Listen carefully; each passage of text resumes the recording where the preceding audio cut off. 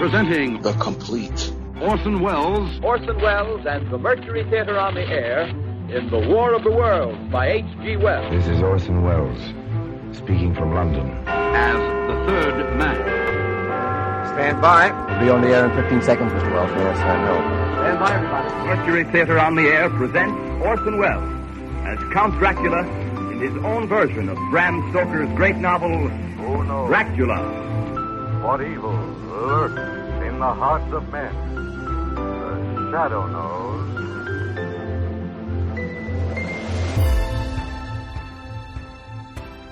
Hello world, welcome to The Complete Orson Welles, featuring a range of programs from 1936 to 1952 that Orson either produced and directed, was featured on, or guest hosted. You can subscribe to my podcast to receive notifications of new posts. If inclined, please leave a rating and or review on your preferred podcast service. Thank you for your support. Hope you enjoy.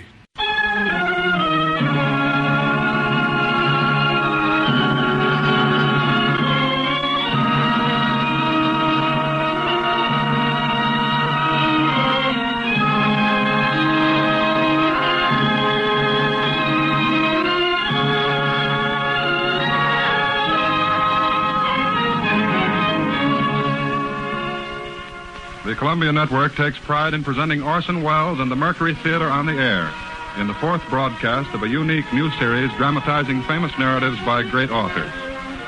This is the first time that a complete theatrical producing company has been brought to radio, and the Columbia Network again welcomes Mr. Welles and his associates to its own stations and to the stations of the Canadian Broadcasting Corporation, coast to coast.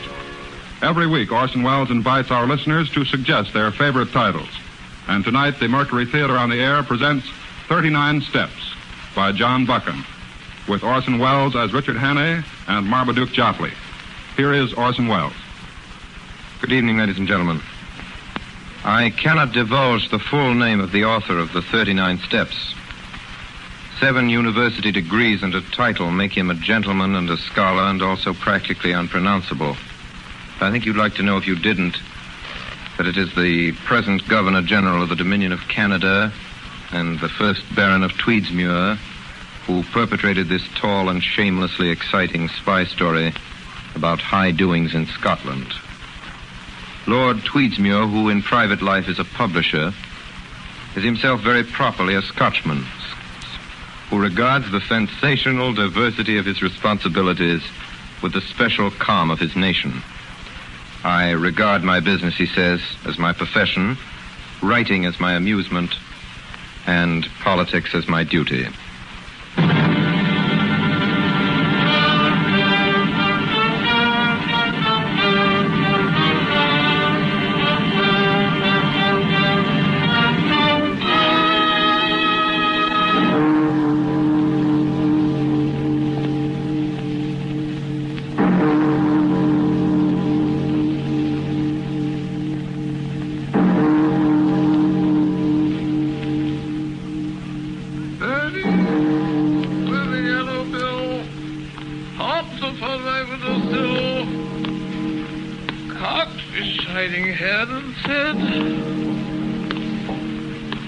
Sorry.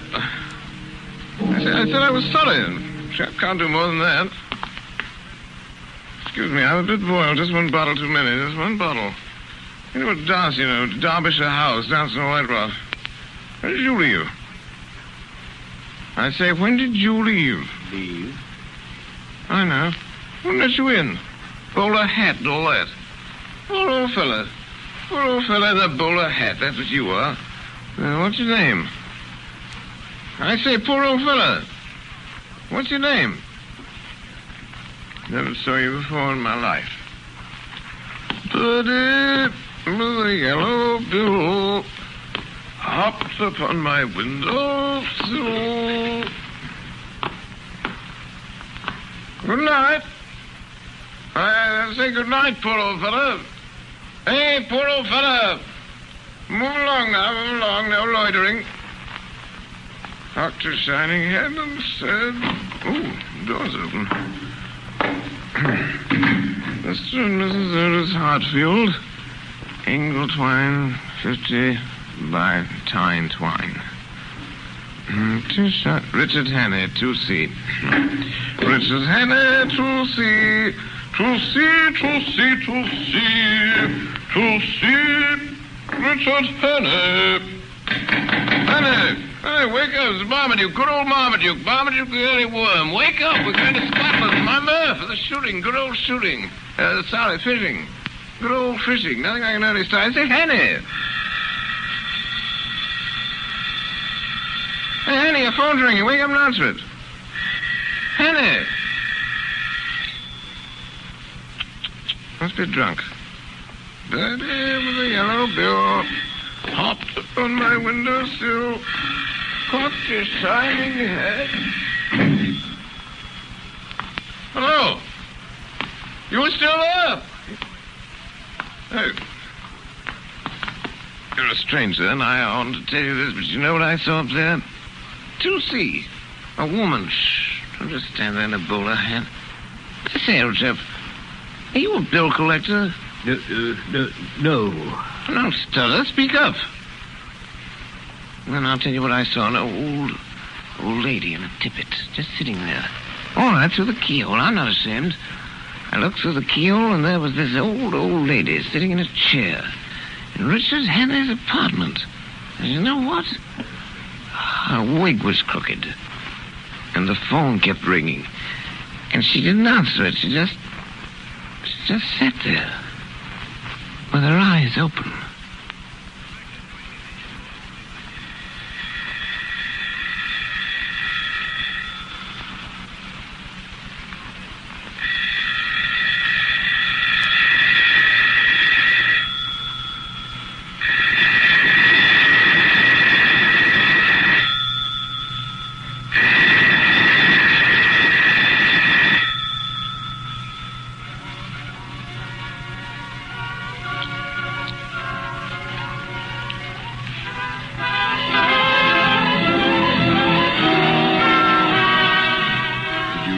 This man? I told you, Inspector, Mr. Hannay. Mr. Richard Hannay. I reckon you're a bit of a sportsman, says he. I want you to lend me a cap and overall for 10 minutes, and here's a sovereign for you. I've got to be a milkman, says he. Righto, says I. I ain't the man to spoil a bit of sport, and I takes the quid. Quid, eh? Well, you know what Mr. Richard Hannay is worth this afternoon?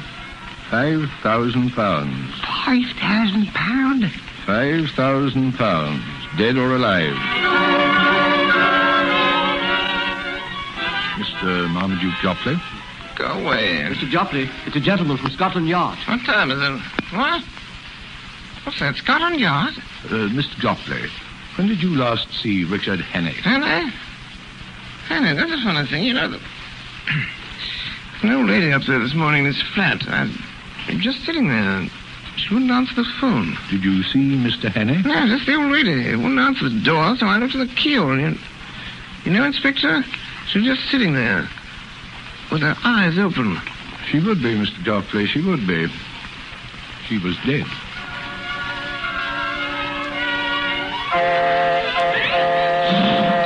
Scotch Express? I'm sorry, sir. You missed it. She's just pulling out. You won't make it, sir. Hey, ticket! Ticket, hey! Ticket, sir! Ticket!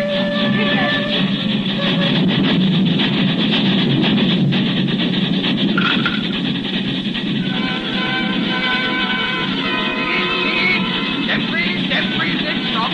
Orchard Stations to Loch David to Goodbury Green and Gary Galloway. You are, thank you. Goodbury. Change it down, Beetle. Hey, what's it under the seat? What does it sound like? Sounds like a dog. Is that a dog you got there? It is a dog. All dogs and domestic animals traveling in passenger accommodations, Great Northern Railroad, do so travelers and risk and liabilities.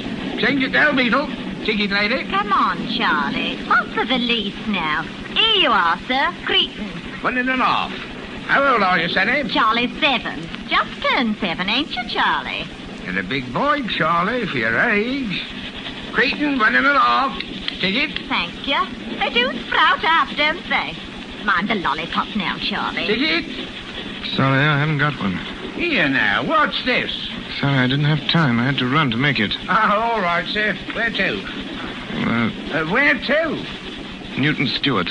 8 and 4pence. Here you are. 8 and 4pence out of 10 and 6pence penalty for purchase a ticket for in transit. Aren't yours, sir? Thank you. Here, stow it, you. Doon with your jock.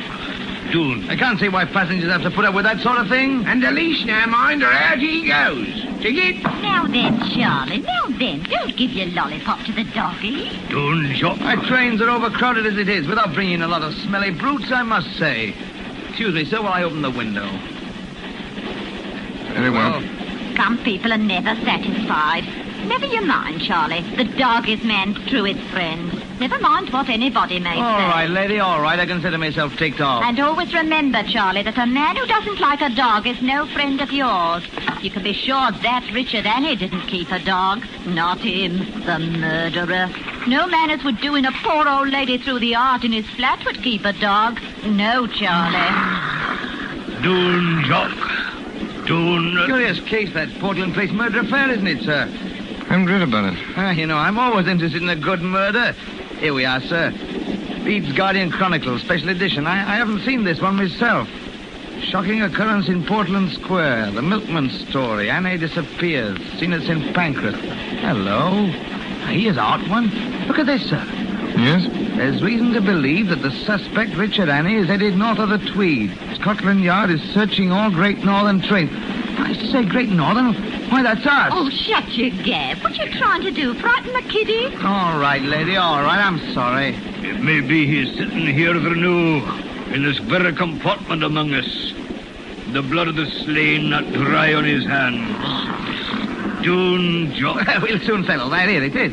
Middle height, hair brown, eyes blue, moustache, about 35, wearing a grey tweed suit. Now, let's have a look at his picture now. Here it is. Turn to page 17.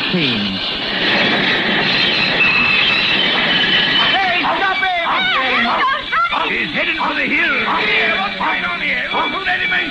Right. I was here. Getting batteries in the other window. Are you in it? Who are you talking about? Hurry up, man. Go down the line. I'll give you the slip. The murderer! Mr. Richard Hadley. Get away from that glass, Charlie. Why, he was sitting right next to me. Come on now, Charlie. Get away now. Or I'll give you a nice lollipop to one of these gentlemen here.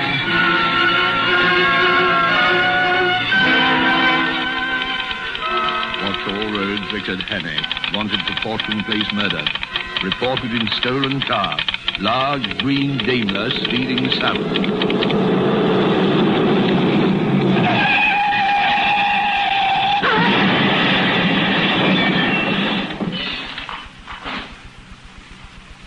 Scotch and soda, sir? Is that the best thing you can suggest, Sullivan, for a man who's barely escaped with his life from a motor accident? Brandy and soda, sir? Dove right to the hedge, he did, Sullivan. Went through it like butter, down the bank and into the burn. Lucky he came out alive. Gin and tonic, sir. Just a lucky thing, too. I came along, fished him out. Gentleman's staying for supper, Sullivan. Better take him a change of clothes when he's out of his bath. His things were badly torn up. Not a pleasant thing to turn over 3 times in a Daimler Theatre, Sullivan. He's done with his bath. I laid out the blue serge, Sir Harry. Good work, Sullivan. Tell cook there'll be 2 to supper. She has been so informed. There is still one question unsolved, Sir Harry. Yes, Sullivan. If, as you observed, sir, the gentleman has just been in a motor wreck. Oh, of course, of course. Make it whiskey, Sullivan. Very good, sir. Oh, hello there. Hello. I say, that's quite a neat fit. You look better in that blue serge than I ever did, doesn't he, Sullivan? Yes, Sir Harry. You staying for supper, old man, I hope. Sullivan tells me it's pheasant. My name is Parkhurst. Parkhurst. We haven't introduced ourselves. I think you ought to know that you have in your house the man that is wanted for the Portland Place murder. Well, what's that? My name is Richard Hannay. Sullivan? Yes, sir. Your duty is to send for the police and give me up. Don't think I'll get very far. There'll be an accident and I'll have a knife in my ribs an hour or so after sunset. Nevertheless, it's your duty as a law-abiding citizen. You don't look like a murderer to me. Does he, Sullivan? No, Sir Harry. I'm not. But the fact is that 3 days ago a man was found dead in my flat. Oh, I say, old fellow. Sullivan. Yes, sir? Mr. Hannay says a man was found dead in his flat. Murdered, Mr. Hannay? Murdered. The Portland Place murder, Sir Harry. Yes, Sullivan. A man, Mr. Hannay? The victim of the Portland Place murder, Sir Harry, was a woman. It was a man. Oh, now look here, old fellow. The press, Sir Harry, is very clear on this one point. The victim was a woman. An old woman, wasn't it, Sullivan? It was, sir. An old woman. The body that was found in my flat on Tuesday morning was the body of a man named Nathan Scoter. Sullivan. Yes, Sir Harry. The whiskey, Sullivan. Very good, sir. And Sullivan. Yes, Sir Harry. Bring 2 glasses. Well, here it is. Here's the whole story. My name is Richard Hannay. I was a mining engineer in Rhodesia and Bulawayo. I made my pile and I came back to England 3 weeks ago. Well, last Monday night, I got back to my flat about 10 o'clock. I live in a new block behind Portland Place. There's a port in the building. He leaves around 9. As I came up the stairs, I heard my phone ringing. Hello? Hello? Hello? Hello? The call was for me. In heaven's name. Close the door. Quick. Quick. Is it locked? Yes? I'm very sorry. It's a great liberty, I know, breaking in this way, but I need help worse than any man ever needed it. Can I count on you? It depends. You see, I have an idea that this time tomorrow, I shall be dead. That's what he told me. The minute he got in the door, the little man was scared stiff. I could see that. He carried a parcel under his arm, a brown paper parcel, and there was a trickle of blood on his left hand from a fresh cut across the knuckles. There's going to be a war. Now, wait a minute. That's what he told me, a war. And this war is going to come as a great surprise to Britain. Somebody's going to be murdered. He told me this Thursday. Remember, Thursday night. In London on July 14th. That's 6 days from now. 3 days, I mean. A fellow called Carolidis, the Greek premier. He's booked. Nothing on earth can save him. But that's just the beginning. According to what this fellow told me, Carolidis isn't important. Not in himself. It's what comes after he's dead. On July 15th, the chief of the French General Staff will be in London. On that day, the British Admiralty is to give him a complete statement of the disposition of the entire British fleet on mobilization. At least I gather it's something like that. Something uncommonly important. Now then, on the 15th of July, there will be others in London. I don't know who. He had a name for them. He called them the Black Stone. But somehow this information, those secrets about our fleet destined for France, will be diverted into their hands on that day, July 15th. And it will be used, remember, used a week or 2 later against England by our deadly foe with great guns and swift torpedoes suddenly in the darkness of a summer night. I know you don't believe this. I didn't when he told me. I do now. I noticed that while he was talking, he kept fingering a little black notebook which was full of writing. Some sort of code, it looked like. You may believe me or not, as you please. There it is. This is the fellow speaking. The fellow with the brown paper parcel and the cut across his knuckles. This is what he said. I worked months, years for this information. I got the first hint nearly 2 years ago in an inn on the Achensee in Tyrol. I collected my other clues in a first shop in the Galician quarter of Budapest, in a stranger's club in Vienna, in a little bookshop on the Racknitzstrasse in Leipzig. I completed my evidence 10 days ago in Paris. Until yesterday, I thought I had worked unobserved. Don't answer it. Don't answer it. It's for me. Those men calling for me to see if I'm here. Don't answer it. Mr. Hannay, let me show you something. Mr. Hannay, will you please turn up the light? Yes? Now, Mr. Hannay, come to the window.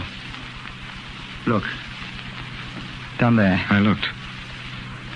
For a moment I saw nothing but the deserted street below. Then I noticed a man in a bowler hat standing in a doorway across the street.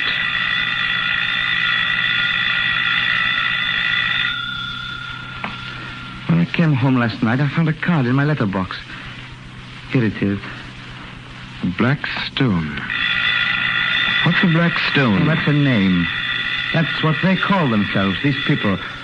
When I got that card, I knew that I had to die. Why don't you call the police? Oh, no use. These men followed me here. I'm bottled in this building as sure as a pickled herring. Well, that's why I'm telling you all these things tonight. Tomorrow, I'm going to make a break for it. If I fail, well, I should hate to leave the scene without leaving somebody behind to put up a fight.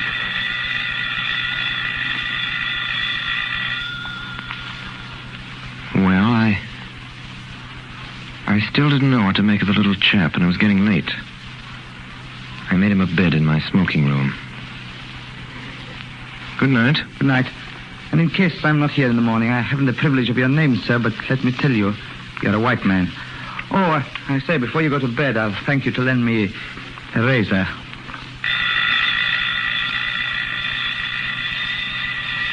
I locked the door of my room. Finally, I fell asleep. I awoke before dawn, couldn't go to sleep again. I lit a cigarette and started to read. Then I noticed that the light in the smoking room was still on. I got up. I had a cigarette in my mouth, I remember. I pushed open the smoking room door. I saw something which made me drop my cigarette. Bolt upright in a chair by the window sat an old woman with her eyes open. There was a long knife through her heart which skewered her to the back of the chair.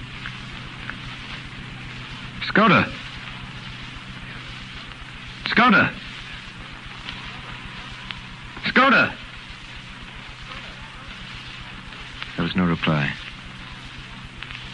Then I noticed three things. First, that this old woman's wig had fallen slightly askew.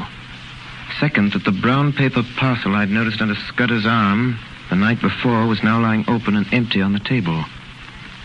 Third, that across the knuckles of the old woman's left hand was a fresh, unhealed cut. From the limpness of the body, I estimated that Skoda had been dead for about 2 hours. I wondered what had happened to the little black book. I searched Skoda's body and found nothing. And I noticed the whole flat had been ransacked in the night. The insides of books, drawers, covered even the sideboard in the dining room. I shuttered and bolted every door and window in the flat. Skoda's story was true. The proof of it was lying under the tablecloth. The men who knew that he knew what he knew had found him and had made certain of his silence. His disguise had not saved him. I'd be the next to go. But suppose I went out now and called the police. What kind of a story could I tell about Skoda? If I told them the truth, they'd simply laugh at me. I'd be charged with murder. Best I could hope for was jail. And that was just where they wanted me. An English prison was as good a way of getting rid of me till after July 15th as a knife in my chest. I got on an atlas and looked at a big map of the British Isles. My notion was to get off some wild district, some open space where my South African experience would be of some use to me, some place where I'd be in safe hiding for 6 days until July 15th. I decided Scotland would be the best. There was a train from St. Pancras at 7:10. I went to the window and looked out between the shutters. It was beginning to get light. I saw a man standing in the doorway, a man in a bowler hat. Then, a man in evening dress came down the street. He walked unsteadily. He caught sight of the man in the bowler hat and went over and spoke to him. Then he crossed the street and came into the house. In the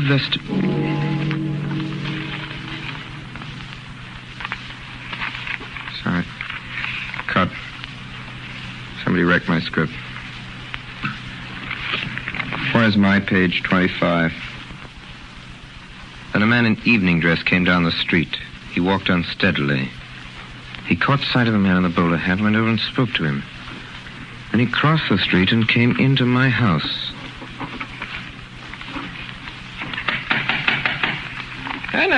Hey, wake up. It's Marmaduke. Good old Marmaduke. Marmaduke the early one. Wake up. We're going to Scotland. Remember? The shooting. Good old shooting. Sorry, fishing. Oh, it's not like I can early start. Good old early one. I say, Hannah.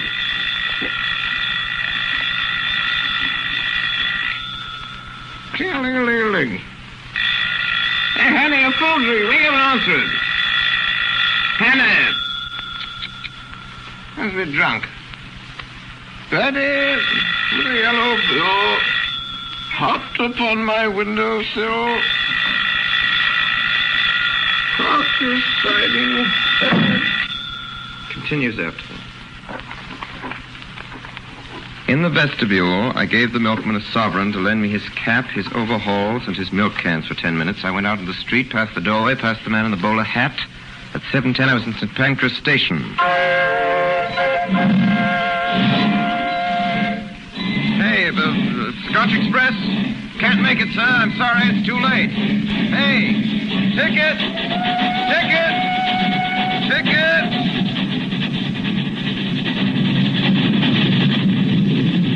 Jump Express. Next stop to Dumfries, Glasgow, Edinburgh. Eustace Wyatt. Bucktongue cut the lines.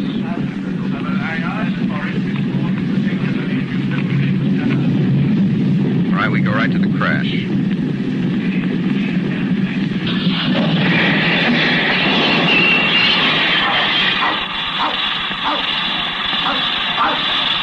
Hey, stop him! There he goes running. It couldn't be heard that way, dear. Once again, let's cut. I can't. Sorry, this is no dress at all. Then a man in evening dress came down the street. He walked unsteadily. He caught sight of the man in the bowler hat and went over and spoke to him. Then he crossed the street and came into the house. Knocking. Honey, wake up. It's Marmaduke. Good old Marmaduke. Marmaduke the early one. Wake up. We're going to Scotland. Remember? The shooting. Good old shooting. Sorry, fishing. Good old fishing. Nothing like an early start. Good old early one. I say, Henny.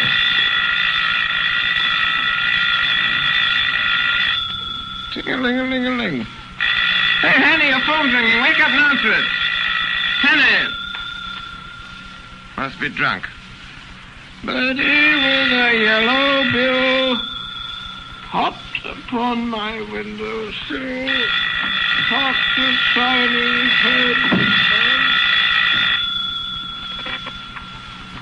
In the vestibule, I gave the milkman a sovereign to lend me his cap, his overalls, and his milk cans for 10 minutes. I went out into the street, past the doorway, past the man in the bowler hat. 7:10, I was in St. Pancras Station. Scotch Express? Sorry, sir, you missed it. She's just put it out, sir. You won't make it, sir. Hey, kick it, kick it. Hey, kick it, sir, kick it.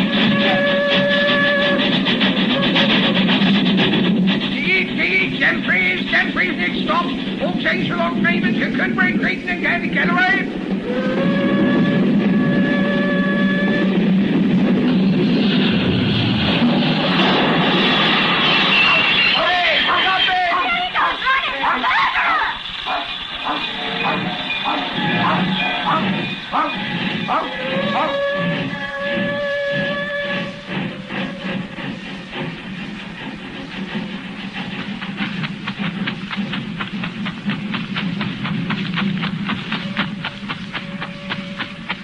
A good mile from the track before I stopped running.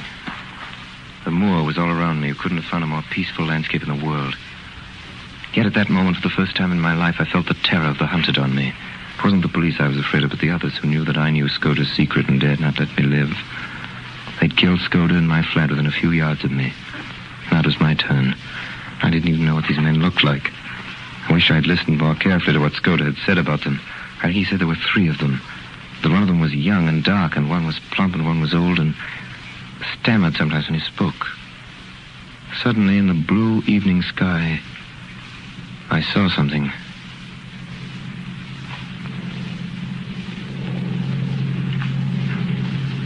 Low down in the south, a monoplane was climbing into the heavens.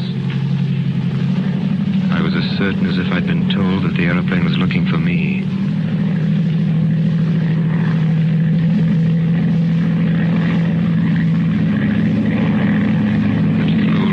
Hilltops, and then back over the valley.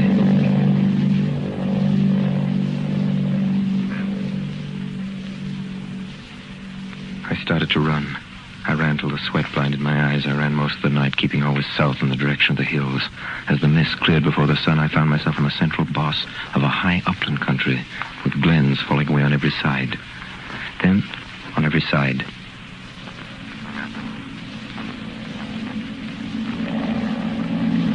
I saw the monoplane again coming up from the east. It was flying high. It circled about me in narrowing circles the way a hawk wheels before it pounces.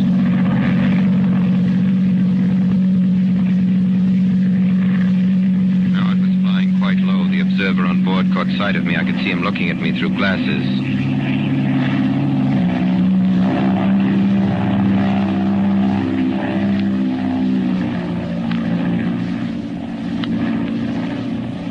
It was speeding eastward again till it became a speck in the blue morning. My enemies had located me. The next thing would be a cordon around me. There wasn't even enough cover on the whole moor to hide a rat. I tossed a coin, heads right, tails left. Fell head, so I turned north. A little while I came to the brow of a ridge. Away down a slope a couple of miles away, several men were advancing like a row of beaters at a shoot. It may have been my imagination, but I thought I saw two figures. One, two, perhaps more, moving in a glen beyond the stream. And here's another thing I learned in South Africa, hunting. If you're hemmed in on all sides in a patch of land, there's only one chance to escape. You must stay in the patch and let your enemies search it and not find you. That was good sense, but where on earth could I hide in that tablecloth of a place? I lost my head and started to run. Suddenly, I stopped.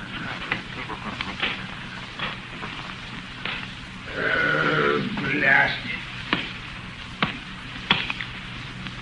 In a tiny bight of road, beside a heap of stones, I found a road mender. Hello.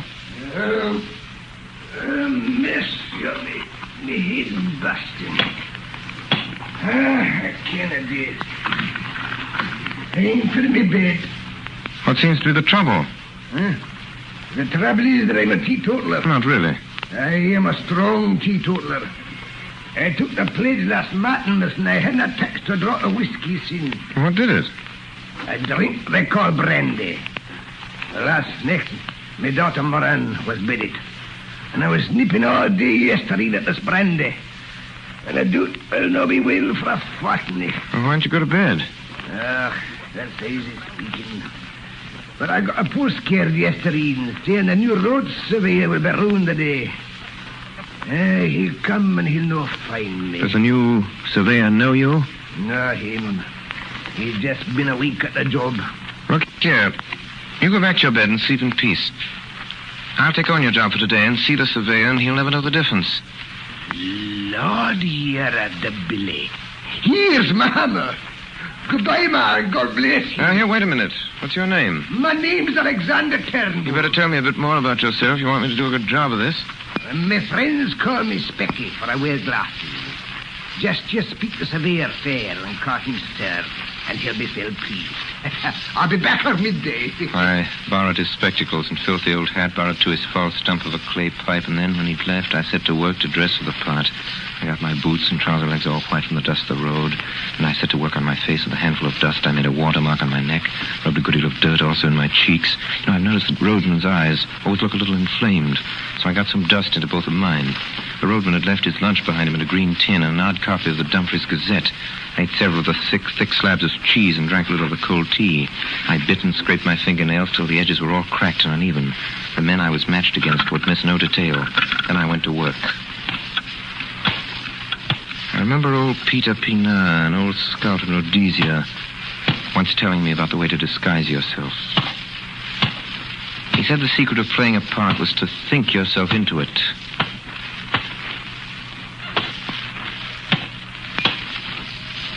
It's cut.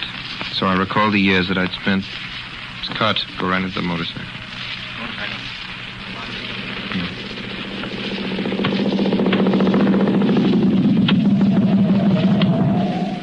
Are you the roadman here? I am. Are you Alexander Turnbull? I am. You have charge of the section? Aye. Good. A fair bit of road, Turnbull, and not badly engineered. A little soft about a mile off where the edges want cleaning. See you look after that. Aye, sir. Good morning. You'll know me the next time you see me. I will not. Goodbye, love. So my disguise was good enough for the surveyor. The morning went by. Still no sign of my enemies.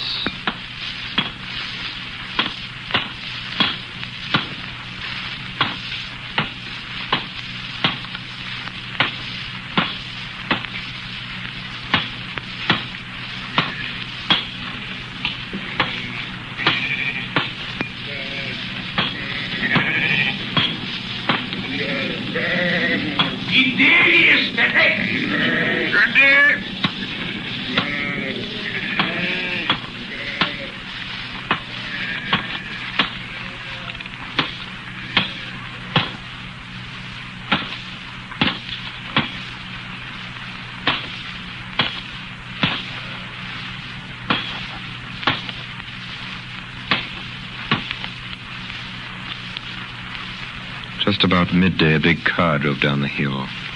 drew up 100 yards down the road. 2 men climbed out slowly as if to stretch their legs and sauntered towards me. One was lean and sharp and dark. The other was plump and smiling. Morning. Fine, easy job of yours. I'd rather hear you're sitting a day in your hinterlands on the cushions. So you get your papers in good time? He was looking down at the Dumfries Gazette lying beside Turnbull's lunch tin. I'd noticed earlier that there was a front-page story about the Portland Place murder. You have a fine taste in boots? Were those made by a country shoemaker? They were not. They were made in London. I got them for the gentleman was here last year for the shooting. Was meinst du? Der weiß nichts, das Kerl. They got into their car and were out of sight in a minute. Went right on breaking my stones. It was just as well. 10 minutes later, the car returned. Went by without stopping. I knew they were watching me. The black stone left nothing to chance. Well, I spent the night on a shelf of the hillside, the lee of a boulder where the heather grew long and soft. I woke very cold and early, about an hour after dawn. At first, I couldn't remember where I was. I saw the pale blue sky through a net of heather, then my own boots placed neatly in a blackberry bush. I looked down at the valley. There were men below, police they looked like, not more than a quarter of a mile off, spaced out on the hillside like a fan, beating the heather. He, Joe! He! There he is! Station break. You're listening to the Columbia Network's presentation of Orson Welles and the Mercury Theatre in John Buchan's 39 Steps. We shall resume the story in a moment. This is the Columbia Broadcasting System.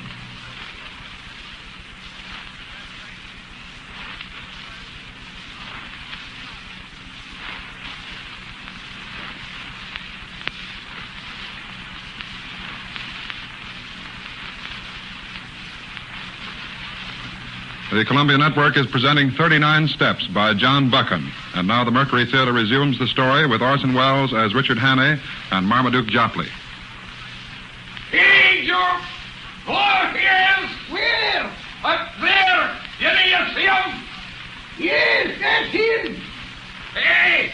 Look! Look! There he is up there! We were playing hare and hounds. Soon it began to seem less of a game. The police had evidently called in local herds of gamekeepers. These fellows are hefty men on their native heath. Looking back, I saw that only 3 were following me. The others had fetched a circuit to cut me off. I crossed a burn and came out on a road which seemed to be kept with some care. A few hundred yards to my left, I saw the chimneys of a house smoking. There's a veranda in front of the house, and through the glass I saw the face of an elderly gentleman, meekly watching me.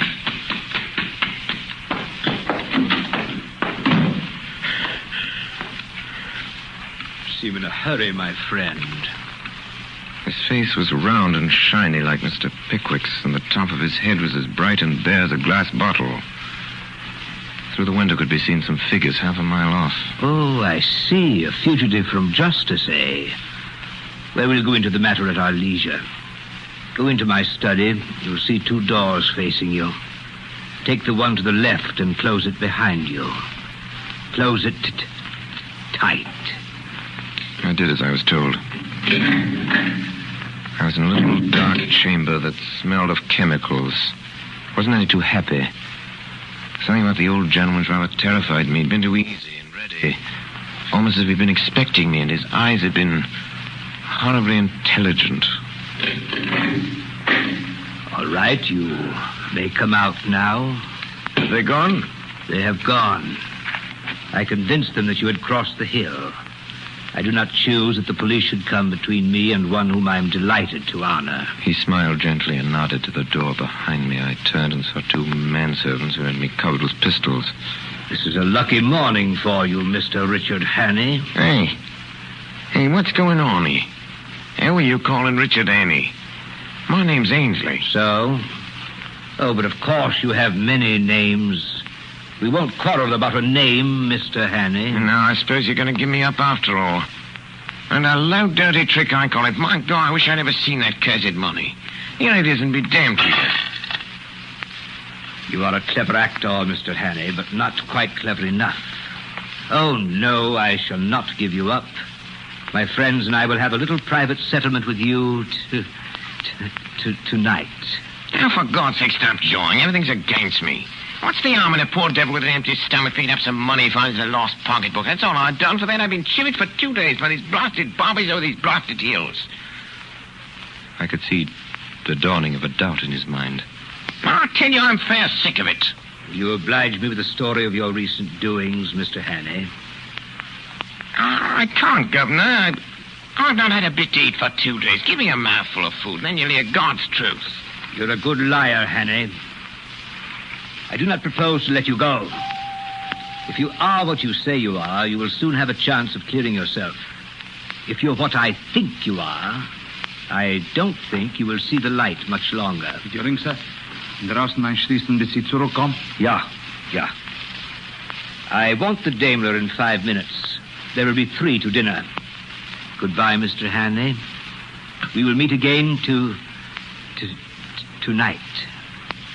I marched out of the room with a pistol in the small of my back. It was a risk. Pistol in the small of my back. He locked me up again in the dark chamber that smelled of chemicals. It was black as pitch. Made out that the walls were lined with boxes and barrels and sacks of some heavy stuff. The old boy had gone off in a car to collect his friends. They'd be back soon. Probably the 2 who'd interviewed me yesterday, the plump one and the dark, thin one. As I figured it out, I had just about 2 hours longer to live. I thought of Skoda in the dress of an old woman, sitting in that chair by the window with his eyes open. I got up and started moving around the room again. I found a handle in the wall, the door of a cupboard of some sort. In the cupboard, there were bottles and cases of queer-smelling stuff and coils of fine copper wire. There was a box of detonators and a lot of cord for fuses. Also, half a dozen little gray bricks. I took up one and smelled it and put my tongue to it. I've been a mining engineer for nothing. I know letonite when I see it. There was a risk. But if I didn't take it, I'd probably be occupying a 6-foot hole in the garden by evening anyhow. I took a quarter of a letonite brick and buried it near the door. And I got a detonator and a couple of feet of fuse. Then I lit a match.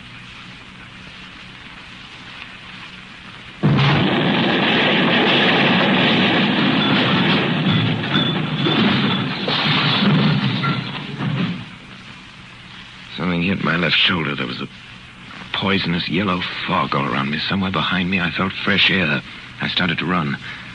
Much later, in a clearing on a hillside, I saw a small stone building with a tower. The door was open. It was dark and cool inside. I sat down on one of the benches. The pain in my shoulder was unbearable. Then I heard steps coming down the path. I found a small door in one corner and narrow steps running up the tower. I went up. Most of the top of the tower was just taken up with bills. There was a small ledge outside, just wide enough to lie down in. I heard a man downstairs below me in the tower.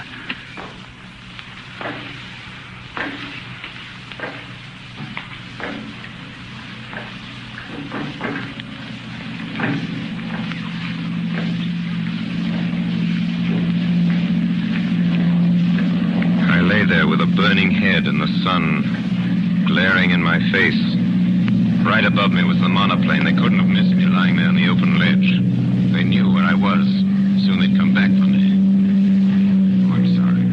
I read it wrong. They knew where I was. Soon they'd come back for me. Then, suddenly, right under me...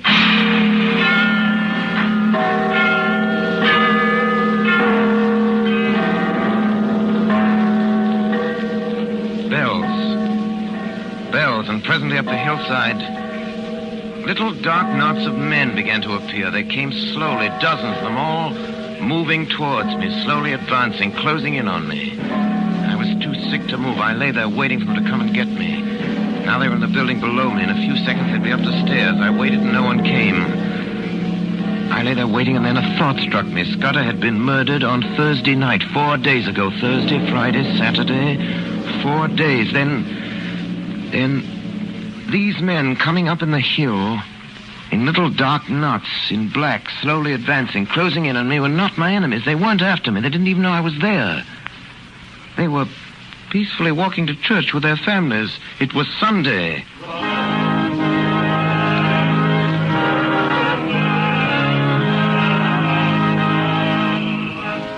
Presently, a large green open Daimler drove up. 3 men got out. My plump friend, the professor, and the dark young man. I could see them looking up at my tower. 2 of them went into the church. The thin man stayed in the car. I waited.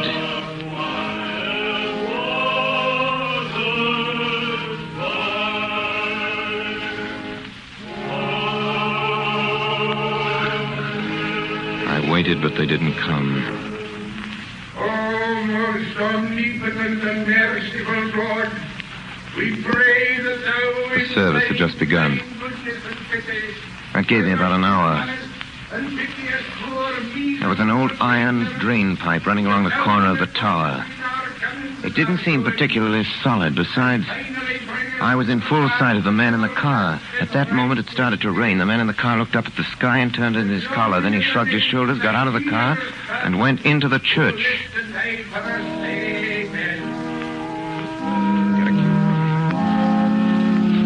I started down the side of the tower. Halfway down, my foot slipped, and I fell. The ground was soft. I got up and went over to the car and drove off.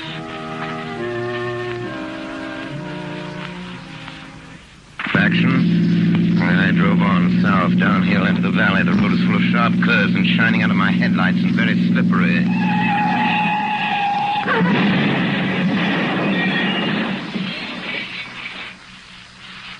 Scotch and soda, sir? Yes, that's right, Sullivan. Mr. Hannay, I may talk like an ass most of the time, but I can size up a man. Whiskey, Sir Harry. Thanks, Sullivan. Pour it, will you? 2 stiff ones. Very good, sir. Well, Hannay, you're no murderer and you're no fool. And I believe you're speaking the truth. I'm going to back you up. Now, what can I do? I've got to get in touch with the government sometime before June 15th. That's the day after tomorrow, if you can help me. All right, I will. The permanent secretary at the Foreign Office is my godfather and one of the best going. He's down at his cottage in the country, trout fishing. If you start early tomorrow morning... Sullivan. Yes, Sir Harry.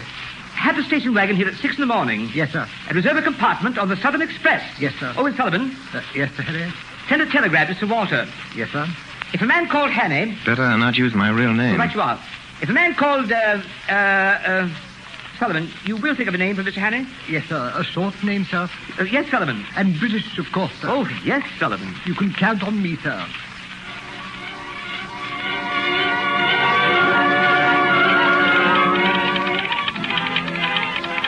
Sir Walter Bullivant, tenant near Arton's Well, Cambridgeshire. If a man called Twisden appears tomorrow, treat him kindly. He may tell you something that will wake you up. He will pass the word Blackstone and whistle Annie Laurie. Love, Harry.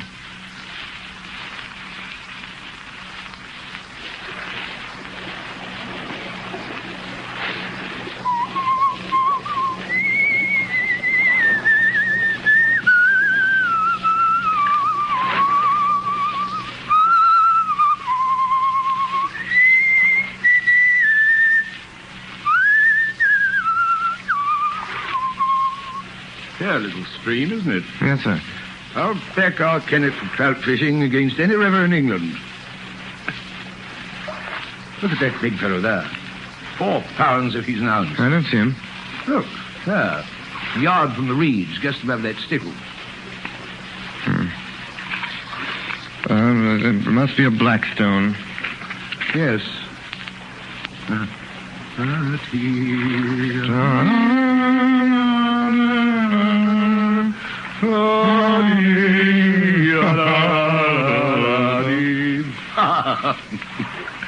Prison's name, isn't it? No, I mean to say yes, sir. The wise conspirator that knows his own name. You're Sir Walter. I am. Now then, Mr. Hannay. My nephew promised you'd tell me something that would wake me up. I'm ready. Oh, Mr. Hannay, before you begin, I think I ought to tell you. I got a letter from Skoda this morning. Skoda? Yes. Skoda's been dead a week. It was written on the 8th, the day before he came to you. His letters usually took a week to reach me. They were sent under cover to Spain and then to Newcastle. What did he say? Great deal. Strange fellow, Skoda. He knew more international secrets than any Secret Service man in Europe. The trouble about him was he liked to play a lone hand. He'd never tell us all he knew. Besides, he was getting romantic. The Blackstone. like a penny novelette. Sir Walter, is Carolitis in London? He is. He's been there for days. In his letter, did Skoda say anything about Carolitis? Premier Carolitis? Skoda said that the 14th of July, today, Carolitis would be murdered. Carolitis? Murdered? Nonsense. There's no state in Europe wants him out of the way. The virtuous Carolitis is likely to outlive us all. I'm afraid Skoda went off the trail there. Sir Walter? Yes, Heath, what is it? Telegram, Sir Walter. Just came through from London. Thanks. Mr. Henney, if you'll excuse me. Heath, car, right away. Call the Foreign Office. Tell them I'm on my way up. Yes, sir. I apologize to the shade of Skoda. Carolitis was shot dead this evening, a few minutes after 7.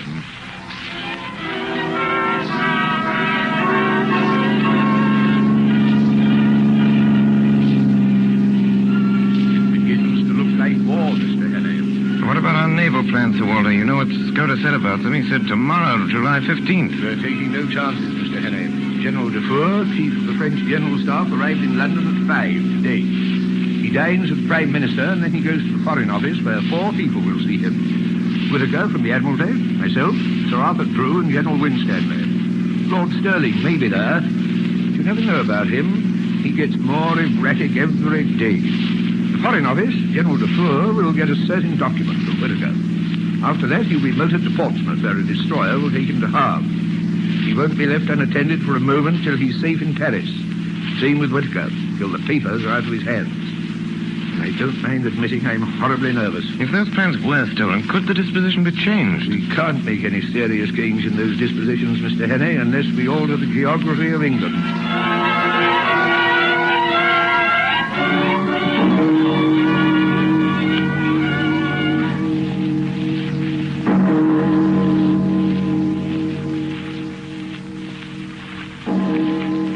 And now, gentlemen, that our meeting is over, I must ask you to give me a few minutes longer of your time.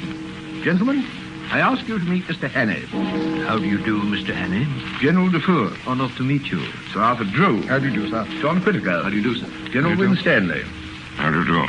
Gentlemen, I've taken the highly unusual step of asking Mr. Henney to attend our meeting tonight because Mr. Henney is in possession of certain vital information which every one of us here... I am sorry, Walter. I am a sick man.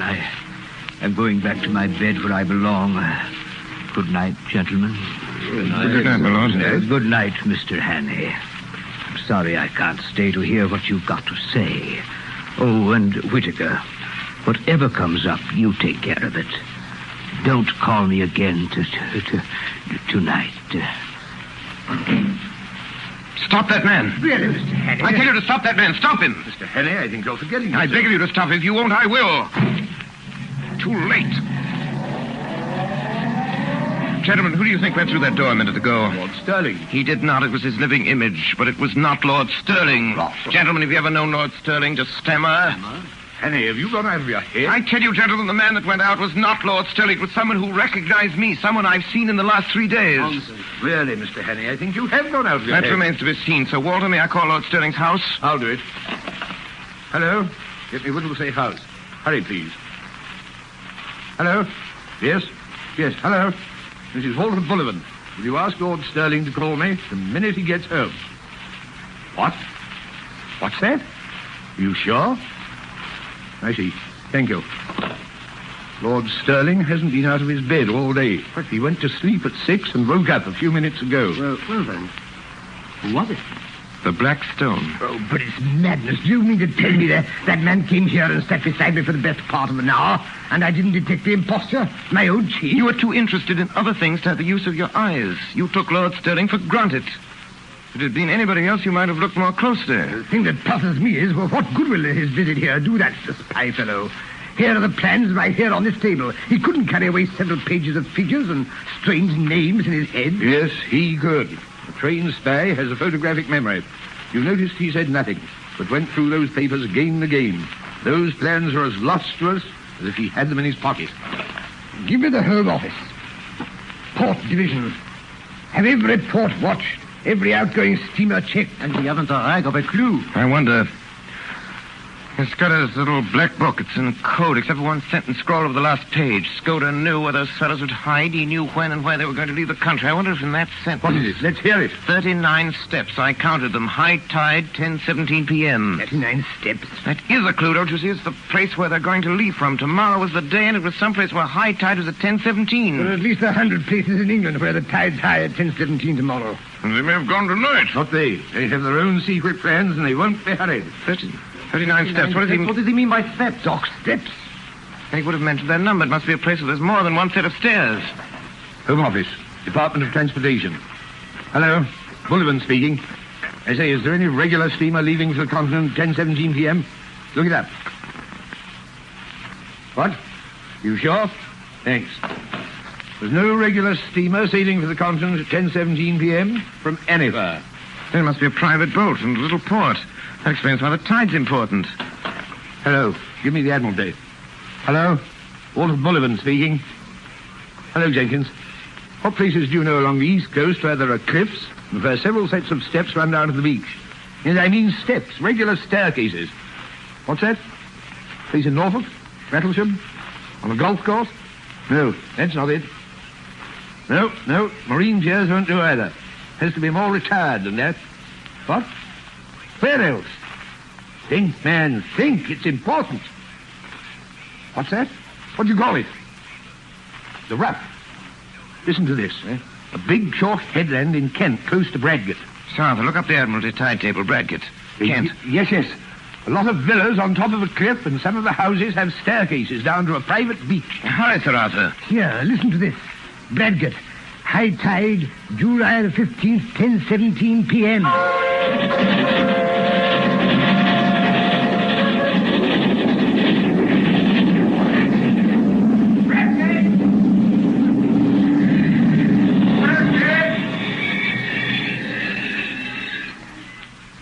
Bradgate, July 15th.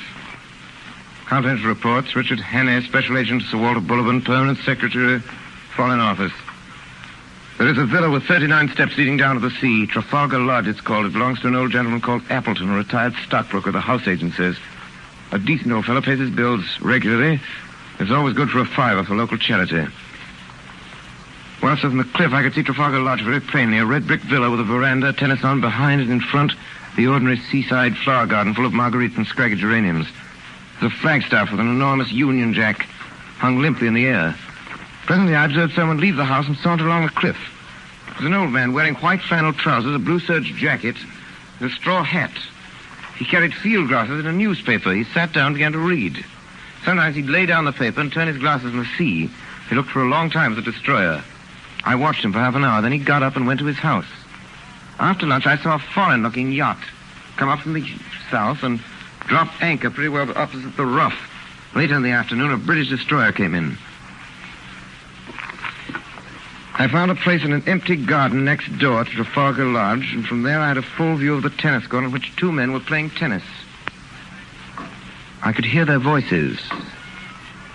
One was the old man I'd already seen. The other was a younger fellow. They played with tremendous zest, like two city gents getting a workout. You couldn't conceive a more innocent spectacle. Ready? Full service, 15 all.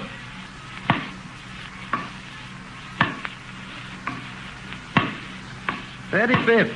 I say, old man, you'll have to buck up. Oh, stop crowing, will you? Ready? 45th. Set point. Net. Two more. Game. That's once it all. Let's sit down. Had enough? Hello. Third figure had arrived, a young man on a bicycle with a big bag of golf clubs slung at his back. Hello, Ted. Come on down. We're on the course. Make yourself a drink on the way. Say, Bob, I'm going in to have a tub. Got into a proper lather. This'll bring down your weight and your handicap. Take you on tomorrow and give you a stroke a hole. You couldn't find anything more English than that, could you, sir? These men might be acting, but if they were, why was their audience? And yet there were three of them, and one was old, and one was plump, and one was lean and dark, and their house fitted in with Skoda's notes, and half a mile offshore was lying a foreign yacht. There was only one thing to do. Go forward as if I had no doubts. If I was going to make a fool of myself, I might as well do it handsomely. Then I remembered what old Peter Pinier told me in Rhodesia. The best scout I ever knew. He told me once, talking about disguises, that barring certainties like fingerprints, mere physical traits are of very little importance if a man really knows his business. He laughed at things like dyed hair and false beards and such childish follies. If you're playing a part, he said, you'll never keep it up unless you convince yourself that you really are the man you're pretending to be. That'd explain a game of tennis. These chaps didn't need to act. They just turned a handle and passed into another life, which came as natural to them as the first. It's getting on 8 o'clock. Went for a walk along the cliffs. Out at sea in the blue dusk, I saw lights appear on the foreign yacht and on the British destroyer away to the south, and beyond the point, the bigger lights of steamers making for the Thames. The whole scene was utterly peaceful. 9:30, I strolled toward the Trafalgar Lodge. The Scotland Yard men would be posted around the house by now, but there was no sign of a soul. The house stood as open and public as a charity bazaar. Yes, sir? Does Mr. Appleton live here? Yes, sir. I should like to see him, please. I'll see if he's in. Will you wait here in the hall, please, sir? Well, so I found myself in a neat hall. There were the golf clubs and tennis rackets and all the things you find in 10,000 British homes. There was a grandfather clock ticking, a barometer, and a print of Chiltern winning the Grand National. What name shall I say, sir? Hannay. Will you come this way, please, sir? Mr. Annie. The old man rose to meet me. He was in evening dress. So was the plump one. The third, the dark one, wore a blue serge suit and the colors of some club or school. Mr. Hannay, you wish to see me? One moment, you fellows. I'll join you. Better go to the smoking room, Mr. Hannay. We'll stay here. I think we've met before, and I guess you know my business. Maybe, sir, maybe. I haven't a very good memory. I'm afraid you must tell me your errand, for I really don't know it. Well, then, I've come to tell you that the game's up. I have a warrant here for the arrest of you three. Arrest? Really? Arrest? Good Lord, what for? For the murder of Franklin Scudder in London on the 8th day of this month. Why, I never heard the name before. Good heavens, you must be mad, sir. Where do you come from? Scotland Yard. Oh, don't get flustered, Uncle. It's all a ridiculous mistake. These things happen sometimes, and we can easily set it right. Well, I can show that I was out of the country on the 8th, and Bob was down here. You were in London, but well, you can explain what you were doing. Right, of course, that's easy enough. The 8th, last Thursday. Why, that was the day after Agatha's wedding. Let me see, what was I doing? I came up in the morning from Woking and lunched at the club with Charlie Simmons. Then, oh, yes, I dined at the City Hall. The punch didn't agree with me. I was seedy the next morning. Hang it all, there's the cigar box I brought back from the dinner. I think, sir, you will see you're mistaken. We want to assist the law like all Englishmen, and we do not want Scotland Yard to be making fools of themselves. That's so, Uncle. Certainly, Bob, certainly. We'll do anything in our power to assist the authorities, but this is a bit too much. I can't get over it. Think what Aunt Nellie will say. She always said you'd die of boredom because nothing ever happened to you, and now you've got it thick and strong. Why, that's wonderful. Oh, yes, just think of it. What a story to tell at the club. Really, Mr. Hannay, I suppose I should be angry to show my innocence, but it's too funny. I almost forgive you the fright you gave me. You looked so glum, I thought I might have been walking in my sleep and killing people like Jack the Ripper. Couldn't be acting. It was too confounded genuine. My heart went into my boots.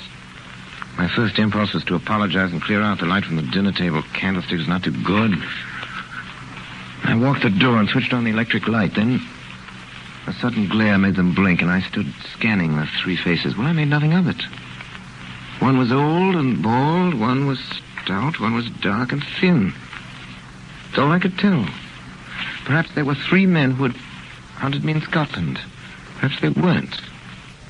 There was a silver cigarette on the table beside me, and I saw that it had been won by Percy Appleton, Esquire, of the St. Bede's Club, in a golf tournament.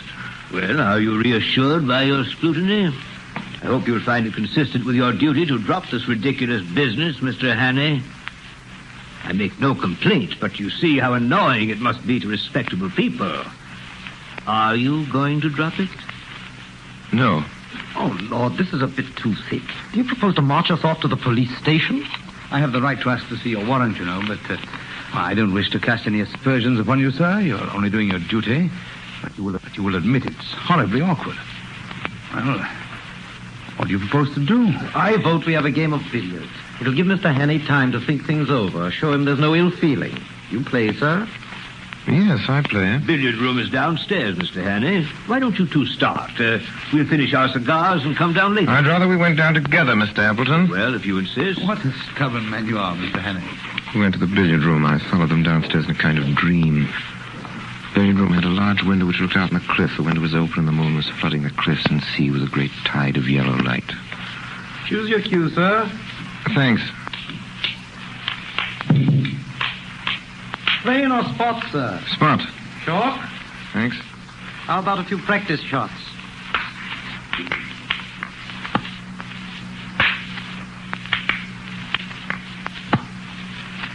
Good work, Mr. Hannay. I'm afraid you're in for a licking, Bob. Should we start? Who'll begin? Should we toss? What are you playing for? Shilling a game? That's all right. Heads or tails, Mr. Hannay? Heads. Heads it is. You begin. Will you mark for us, Percy? Righto. 7.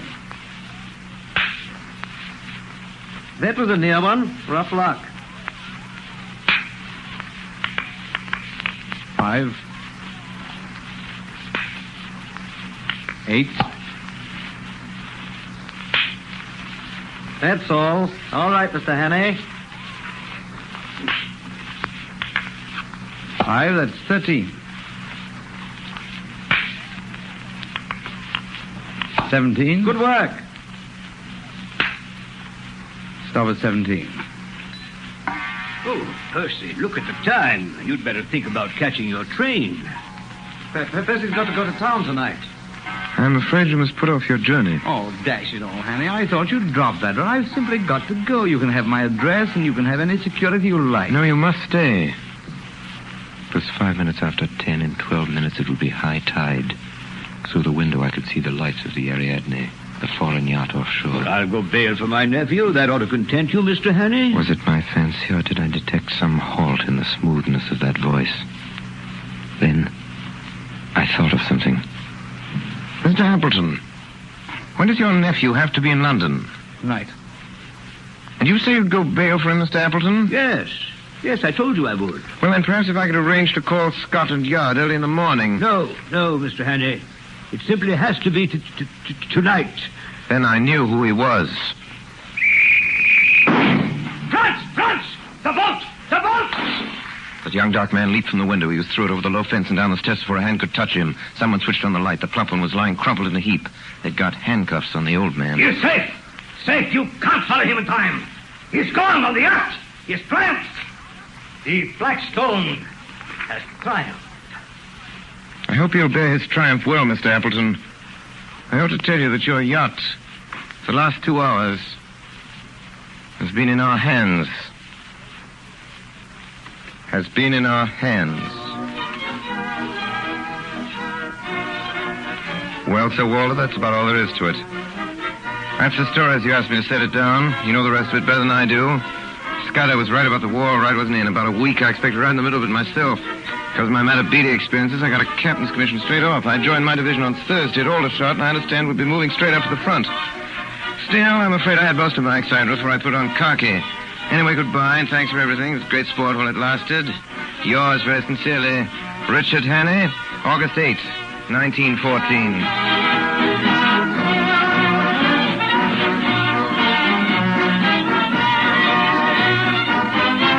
The Columbia Network has brought you Orson Welles and the Mercury Theatre on the air in 39 Steps by John Buchan. We now present the star and director of these broadcasts, who tonight played Richard Hannay, Orson Welles. I have nothing to say. Okay, cut it off. I'll take the rest. What's the time exactly, Larry? I can't tell you. Thank you for listening to and showing your support for my podcast. If you would like to receive notifications of when new episodes are posted, please subscribe to my channel. Subscriptions are 100% free, and they really help me get an idea of how I'm doing. You can also go to my website where you can listen to all of my podcasts for free, and you can also download episodes for free. The website is otr.duane.media. There is also donation information on there if you want to show your support or become a patron. You can email me at info@otr.duane.media. I'm also on Instagram at duane.otr. Well, hope you enjoyed, and until next time, stay safe, wish you well, and as always, peace.